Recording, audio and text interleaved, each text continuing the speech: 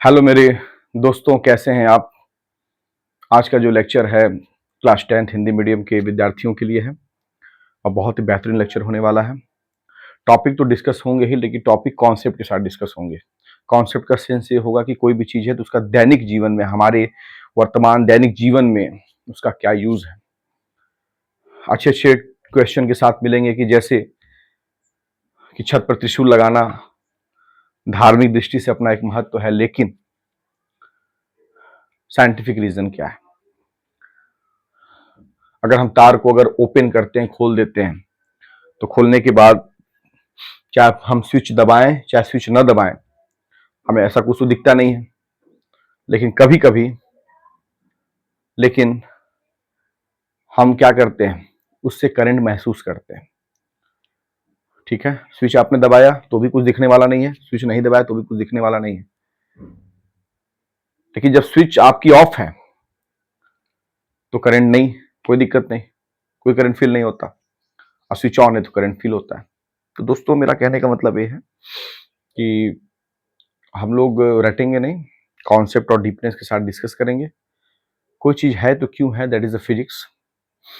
Space science जो आपका है वो उसमें मैक्सिमम रोल कोई अदा करता है तो फिजिक्स रोल अदा करता है। तो physics is a major part for the technology. Okay, तो आज हम लोग बहुत बारीकी से चीज़ों को, विद्युत चैप्टर ए है आपका इलेक्ट्रिसिटी, उसको हम लोग समझेंगे। विद्युत चैप्टर आज मैं आपको पढ़ाऊंगा, उसके टॉपिक्स को डिस्कस करूंगा बड़े डीपनेस और कॉन्सेप्ट के साथ। वीडियो को पूरा देखिए, अच्छा लगे तो लाइक करिएगा। मैं नहीं कहता कि लाइक करिए, अच्छा लगे तो लाइक करिए। वीडियो को पूरा देखिए, वरना मत देखिए। फॉर्मेलिटी अदा करने की कोई जरूरत नहीं है। जो कुछ है आपके लिए है, लाभ आपको ही मिलेगा। ठीक है दोस्तों, तो आप एक चीज़ समझिए कि हम लोग जो कुछ भी पढ़ेंगे बड़े कॉन्सेप्ट के साथ पढ़ेंगे। तो जो चैप्टर का नाम है दैट इज इलेक्ट्रिसिटी, विद्युत। तो हम लोग बात कर लेते हैं कि विद्युत है क्या। हिंदी मीडियम के विद्यार्थियों के लिए यह वीडियो बना हुआ है, और यह वीडियो आप बड़े अच्छे से ढंग से देखिएगा। बड़े आराम से, बड़े प्यार से चीज़ों को मैं एक एक करके बारीकी से समझाने का प्रयास करूंगा। कुछ बात होगी, कोई दिक्कत समझ में आएगा, कहीं कुछ कमी समझ में आएगी, आप कमेंट के माध्यम से मुझसे कह सकते हैं। उस पर जरूर ध्यान दे करके उस पर चीज़ों को और इम्प्रूव किया जाएगा, क्योंकि आपका संतुष्ट होना अति आवश्यक है। ठीक है दोस्तों, चलिए बात करते हैं। बात यह है,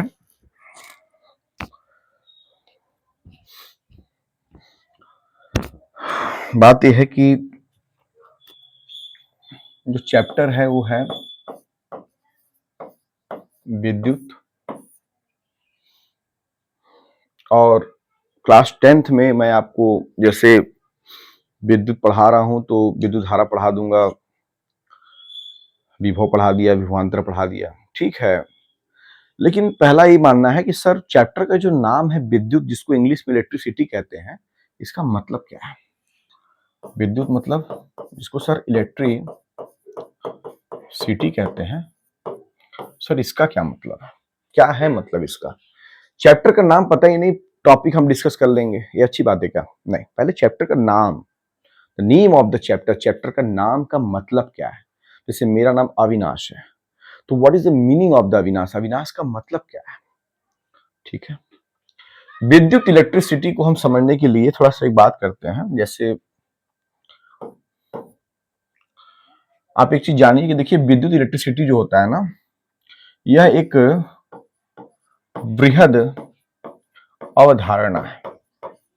इंग्लिश में इसको बोलेंगे ब्रॉड कॉन्सेप्ट। क्या बोलेंगे, ब्रॉड कॉन्सेप्ट, बृहद अवधारणा है।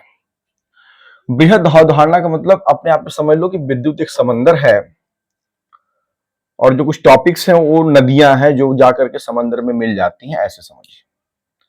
विद्युत के बारे में एक बात और समझिए कि विद्युत जो है वो एक प्रकार की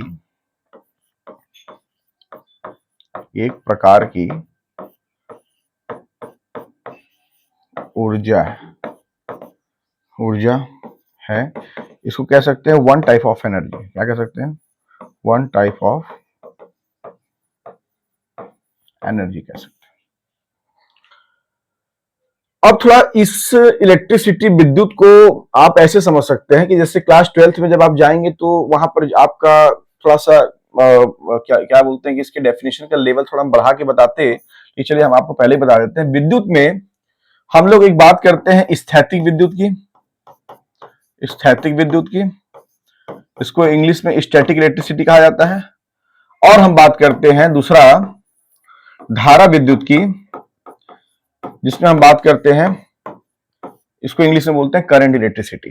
तो विद्युत एक प्रकार की ऊर्जा है। इस बात को समझने के लिए मैं आपको छोटा सा एग्जांपल बता दूं कि जैसे मान लीजिए आपके पास कंघी है, जिसको इंग्लिश में कॉम्ब कहते हैं, और कंघी है और बाल है, आपका बाल, सर का बाल जो है आपका, ठीक है, ये आपका बाल है, हेयर।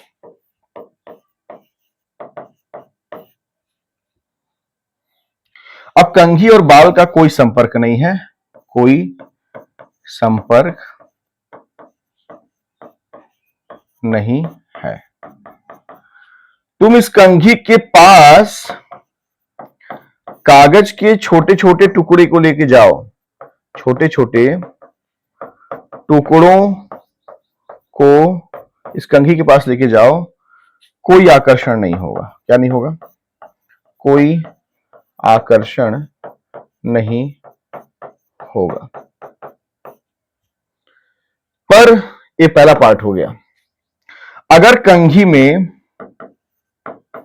और बाल में क्या हो जाए? संपर्क हो जाए, घिसावट हो जाए,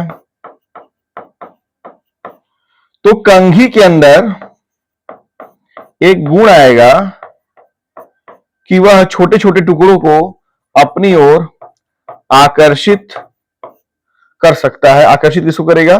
जाहिर सी बात है, छोटे छोटे टुकड़ों को आकर्षित करेगा।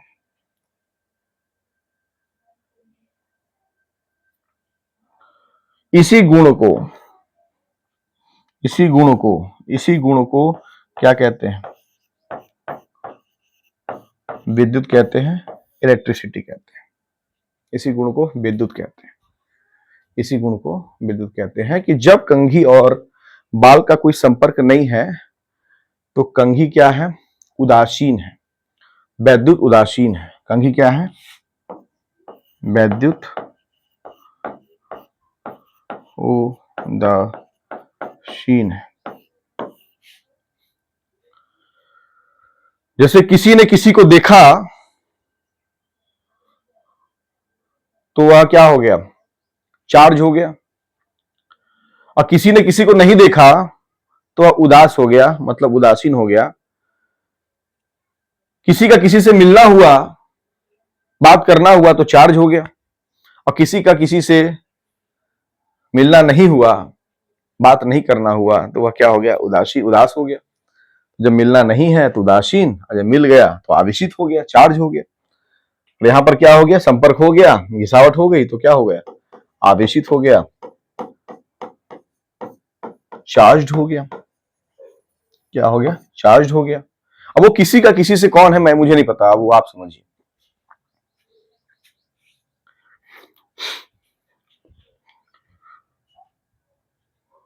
संपर्क और घिसावट के कारण आवेशित होने पर इसके अंदर एक गुण आ गया कि छोटे छोटे टुकड़ों को अपनी ओर, छोटे टुकड़ों का मतलब जो पीस ऑफ पेपर है, जो कागज के छोटे छोटे टुकड़े हैं, छोटे छोटे टुकड़े मतलब जो कागज, अब जो कॉपी रहता है आपका, कभी एक्सपेरिमेंट कर लीजिएगा, छोटे छोटे टुकड़े हैं, उनको अपनी ओर क्या कर लेगा? आकर्षित कर लेगा। और इसी गुण को हम लोग क्या कहते हैं? विद्युत कहते हैं। तो आशा करता हूं आप विद्युत समझ होंगे। विद्युत एक बृहद अवधारणा है जिसमें हम स्थैतिक विद्युत की बात करते हैं, धारा विद्युत की बात करते हैं, और ये क्या होते हैं इस पे ज्यादा बड़ी बात हम लोग नहीं करेंगे। फिलहाल आपको मैं एक मोटी मोटा समझा दिया, क्योंकि क्लास 12 में जब आप जाएंगे, मेरा वीडियो आप देखेंगे जब क्लास 12 वाला, तो उसमें सारी चीजें बहुत अच्छे से डीपनेस के साथ हैं। ठीक है, यहाँ पे क्लास 10th लेवल से कुछ ऊपर हम लोग देखेंगे, बहुत ज्यादा ऊपर भी नहीं देखेंगे। ठीक है, वरना क्या होगा? कंफ्यूजन क्रिएट हो जाएगा। अब बात करते हैं थोड़ा सा विद्युत। आपको जो कक्षा 10 में पढ़ना है, विद्युत चैप्टर का नाम था, उसके बाद आपको जो पहला टॉपिक है वो आपका, वो आप पढ़ेंगे क्या? कि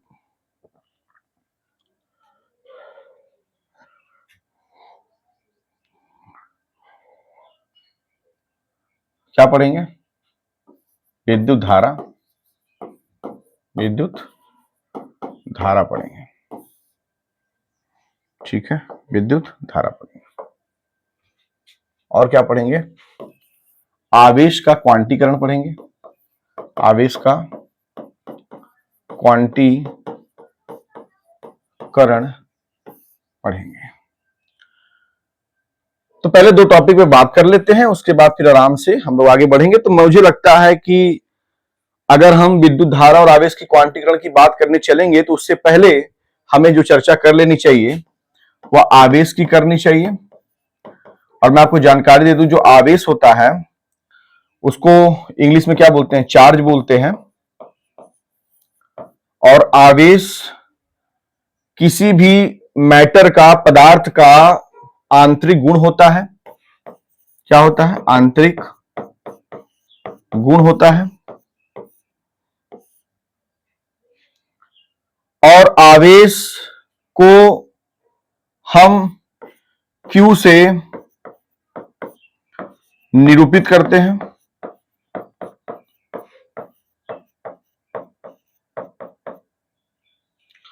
आवेश दो प्रकार के होते हैं।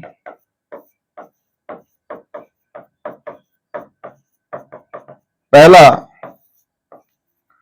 धनात्मक आवेश और दूसरा ऋणात्मक आवेश।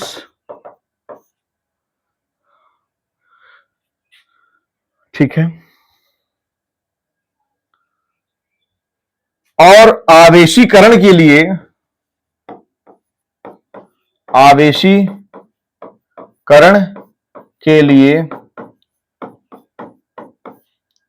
इलेक्ट्रॉन जिम्मेदार होते हैं। कैसे होते हैं हम लोग बात करेंगे, फिलहाल आप इतना लिख लीजिए। आवेश का जो मात्रक होता है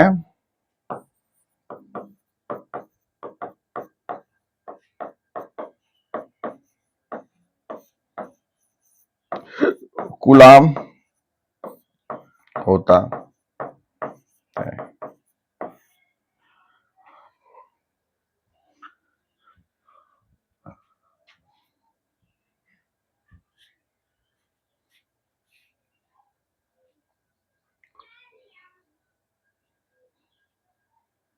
ठीक है, तो आपने यह जाना आवेश के बारे में। आवेशीकरण के लिए इलेक्ट्रॉन जिम्मेदार होता है, हम लोग इस पे बात करेंगे।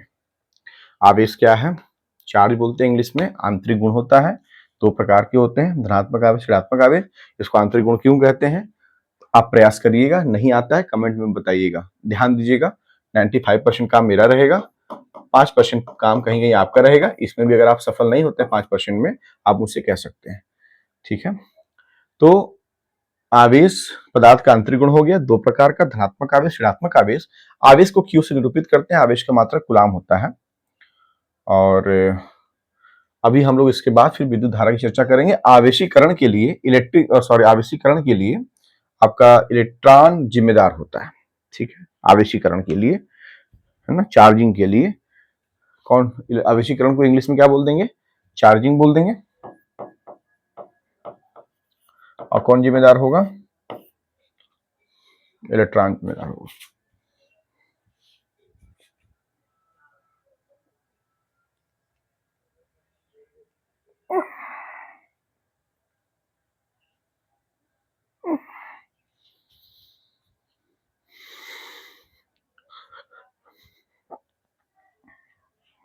अब इसके बाद टॉपिक है विद्युत धारा आवेश का क्वांटीकरण।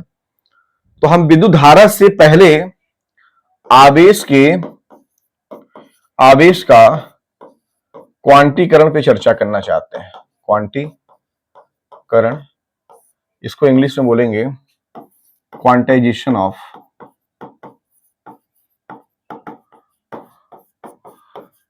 चार्ज बोलेंगे। चलिए, क्या होता है आवेश का क्वांटीकरण? तो आवेश का जो क्वांटीकरण होता है उस बात को हम ऐसे समझेंगे कि जैसे सपोज करिएगा कि एक वस्तु ए है और दूसरी वस्तु बी है। इनके बीच में कोई संपर्क नहीं है, कोई बात ही नहीं है, वैद्युत उदासीन है। अब मान लीजिए एक वस्तु ए है और एक वस्तु क्या हो गया, बी हो गया। इनके बीच में क्या हुआ, संपर्क हुआ। संपर्क हुआ, मान लीजिए रबिंग हुआ। तो रबिंग होने से होगा क्या कि एक वस्तु से आवेश निकल करके दूसरे वस्तु में जाएंगे, आवेशीकरण का प्रोसेस होगा, चार्जिंग का प्रोसेस होगा। और आवेशीकरण के लिए कौन रिस्पॉन्सिबल होता है, इलेक्ट्रॉन रिस्पॉन्सिबल होता है, ये भी कंफर्म है। इलेक्ट्रॉन क्यों रिस्पॉन्सिबल होता है इस पर भी हम लोग बात करने वाले हैं, लेकिन फिलहाल अभी यह जानिए कि इलेक्ट्रॉन रिस्पॉन्सिबल होता है। इसका मतलब अब ए और बी को हम अलग करेंगे तो हुआ क्या, जब इन लोगों का मिलना हुआ तो ये हो सकता है कि भाई ए से इलेक्ट्रॉन निकल के बी में गया हो, ए के पास क्या इलेक्ट्रॉन की कमी, इसलिए धनात्मक आवेश। और उसके बाद क्या होता है, बी पे इलेक्ट्रॉनों की अधिकता, ऋणात्मक आवेश। क्योंकि आपको पता है जो इलेक्ट्रॉन का नेचर होता है, जो क्या बोलते हैं प्रकृति होती है, और क्या होती है, ऋणात्मक होती है। जानकारी है आपको। मुझे एक बात बताइएगा कि जैसे मान लीजिए सपोज करिएगा मैंने आपसे 10 रुपए मैंने आपसे क्या बोलते हैं पैसा मांगा, सपोज करिएगा, या आपने मुझसे पैसा मांगा। कुछ मुझे लेना है या आपको कुछ लेना है। आपने कहा मुझे पैसा दीजिए, और वह जो चीज है वो 50 रुपए के अंदर आ जाएगी। तो मुझे बस इतना बता दीजिए, 50 रुपए के अंदर आ जाएगी। अगर मैं मैक्सिमम चीज लू, मैक्सिमम लिमिट लू 50 रुपए का, तो मैं आपको क्या दूंगा, या तो 50 दूंगा, 50 के अंदर आ जाएगी, मतलब या तो 48 रुपए दूंगा, या 49 दूंगा, या 45 दूंगा। क्या मैं आपको ऐसे दूंगा क्या, 49/2 रुपीज, 45/2 रुपीज, ऐसे तो मैं नहीं दूंगा। क्या मैं ऐसे दूंगा क्या, मैं ऐसे नहीं दूंगा आपको। समझ में आ रहा है। जैसे मान लीजिए आप इसको ऐसे समझिए, थोड़ा सा मैं कहना क्या चाहता हूं, मैं आपको ये कहना चाहता हूं कि मान लीजिए मुझे 80 मतलब कितने कितने रुपए की जरूरत है, 35 रुपए की जरूरत है। ठीक है, आप मुझे क्या देंगे, 35 रुपए देंगे। ठीक है, यहां मैटर क्या है, यहां ये कहना है कि ठीक है भाई, ए से इलेक्ट्रॉन निकले और बी पे गए। तो मान लो एक इलेक्ट्रॉन निकल के बी पे गए, 2 इलेक्ट्रॉन निकल के बी पे गए, 3 इलेक्ट्रॉन निकल के बी पे गए। कभी ऐसा नहीं होगा कि 3/2 इलेक्ट्रॉन निकले, 5/2 इलेक्ट्रॉन निकले, 7/4 इलेक्ट्रॉन निकले। मतलब डेसिमल की, दशमलव वाले पार्ट की बात ही नहीं है, अभिन्न वाले पार्ट की बात ही नहीं है, टुकड़ों की बात ही नहीं है। जो होगा कंप्लीट फॉर्म में होगा। हमारा कहने का मतलब ये था कि जब ए और बी के बीच में कोई संपर्क नहीं है तो ठीक है भाई, वैद्युत उदासीन है, कोई दिक्कत नहीं है। लेकिन जब संपर्क हो जाता है तो संपर्क होने पे उनके बीच में मान लीजिए घिसावट हो गई, तो एक वस्तु से दूसरे वस्तु में क्या गया, आवेश, इलेक्ट्रॉन गए। इलेक्ट्रॉन चूंकि आवेशीकरण के लिए रिस्पॉन्सिबल हो गए तो चार्जिंग का प्रोसेस हुआ।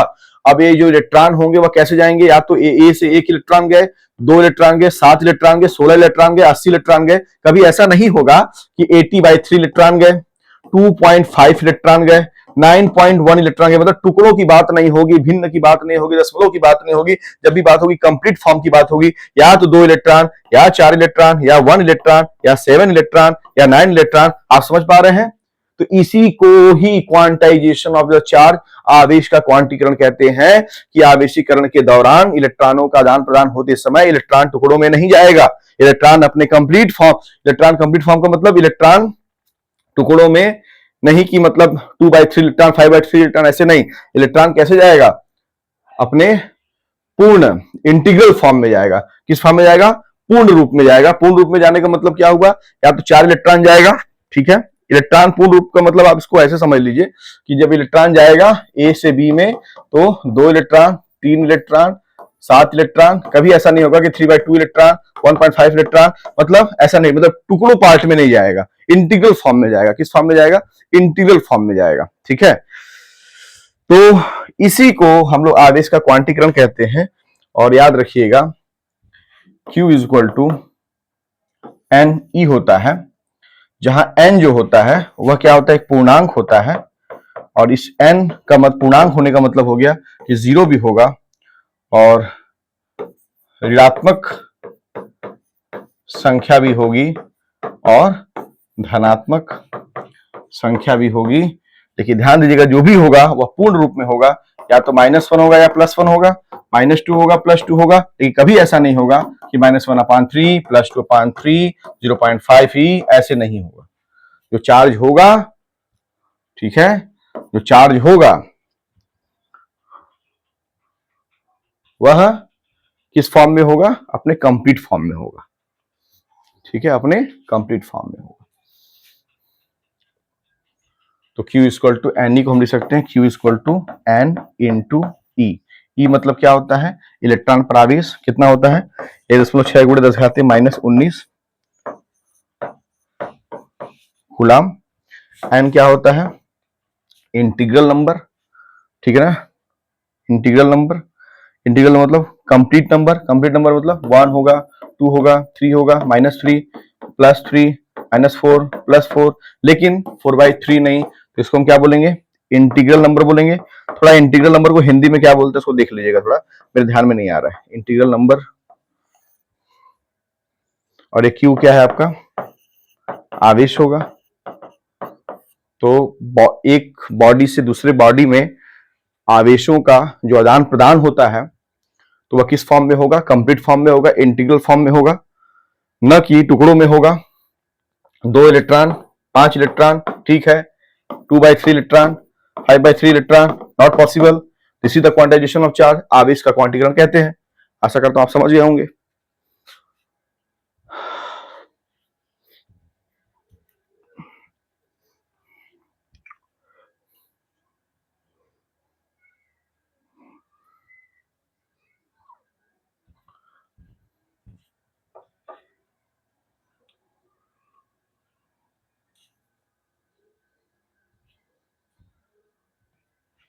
इसके बाद जो बात करना है हम लोग को, वह करना है किसके बारे में? विद्युत धारा के बारे में जानकारी ले लीजिए। विद्युत धारा जो होता है आपका, उसको कैसे रिप्रेजेंट करते हैं? आई से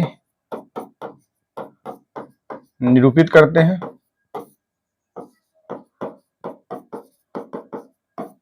और विद्युत धारा के बारे में एक बार और जान जाइए कि आवेश प्रवाह की दर को विद्युत धारा कहते हैं।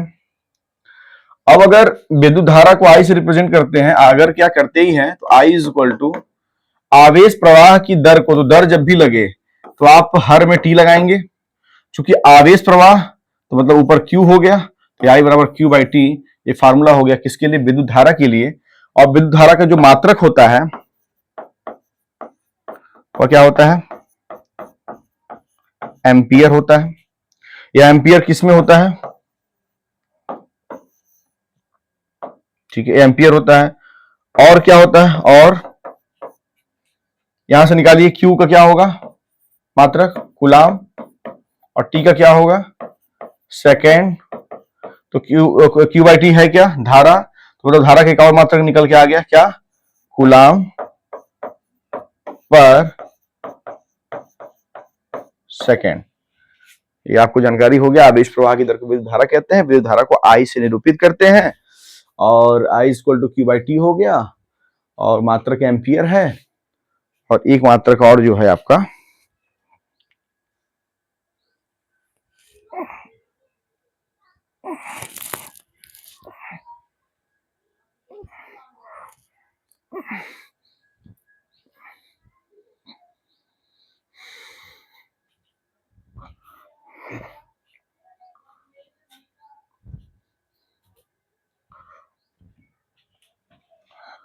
जब बात हो गई विद्युत धारा की, तो विद्युत धारा के बाद अगर हम बात करना चाहें तो किस पे बात करेंगे? अभी तो पूरी बात खत्म हो गई क्या? नहीं, खत्म नहीं हुई। विद्युत धारा कैसे जनरेट होता है, इस पे आपकी हमारी बात होगी। अगर कहिए तो हम अभी बात कर लेते हैं। तो चलिए हम लोग अभी बात कर लेते हैं कि भाई धारा कैसे फ्लो करता है, धारा कैसे बहती है, धारा कैसे बहती है, हाउ द करेंट फ्लोज, धारा कैसे बहती है।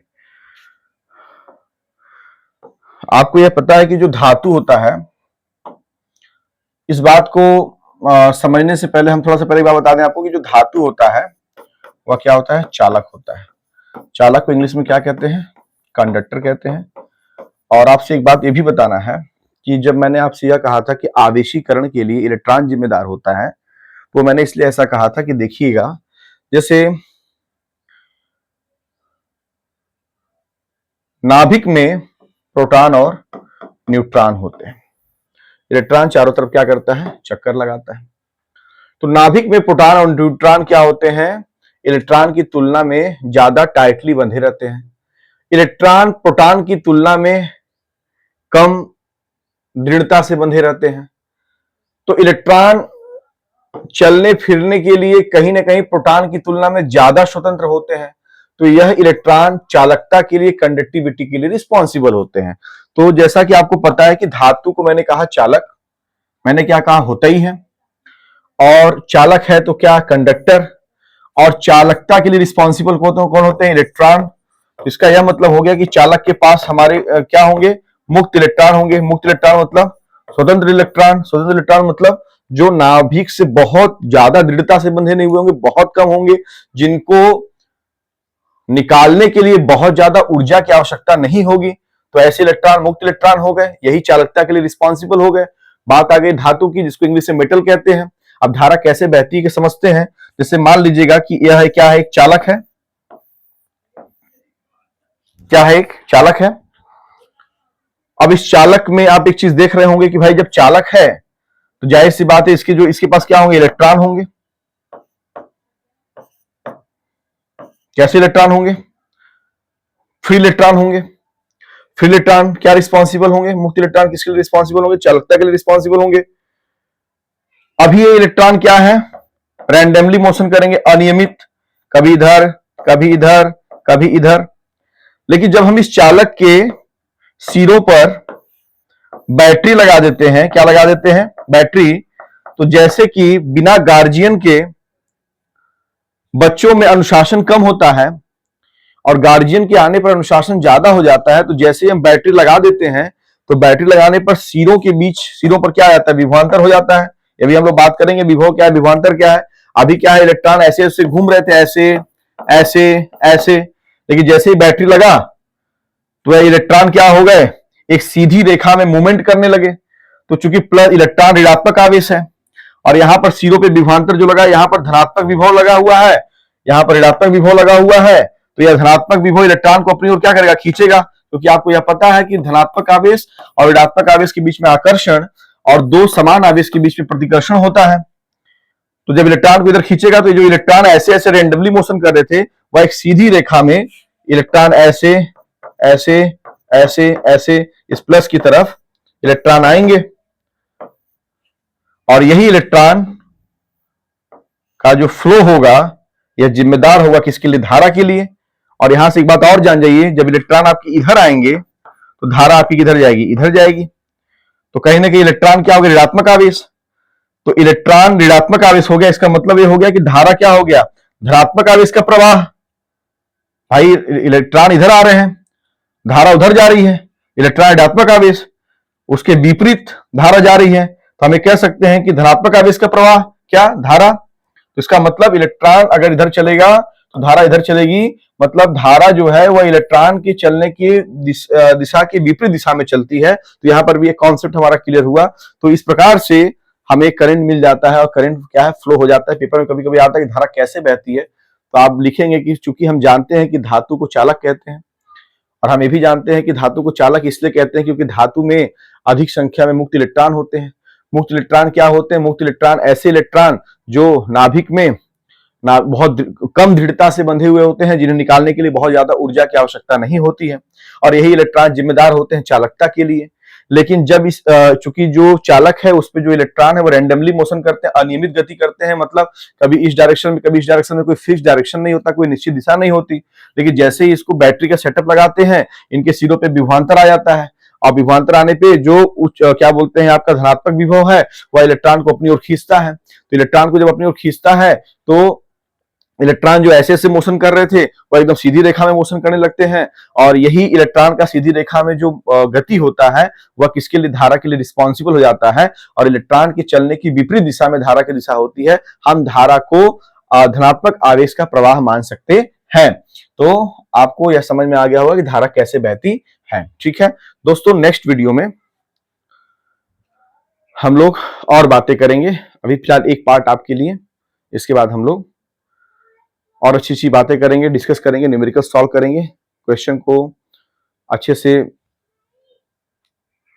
आपको समझाना है, एक अंडरस्टैंडिंग डेवलप करनी है न्यूमेरिकल के प्रति। प्लीज सब्सक्राइब माय चैनल, जुड़िए और क्लास का आनंद लीजिए। आप बस इतना जानिए कि मैं जो आपको पढ़ा रहा हूं, अगर आप पढ़ लेंगे, आपको कुछ नहीं सोचना है। इससे ज्यादा कुछ बोलूंगा नहीं। जय हिंद।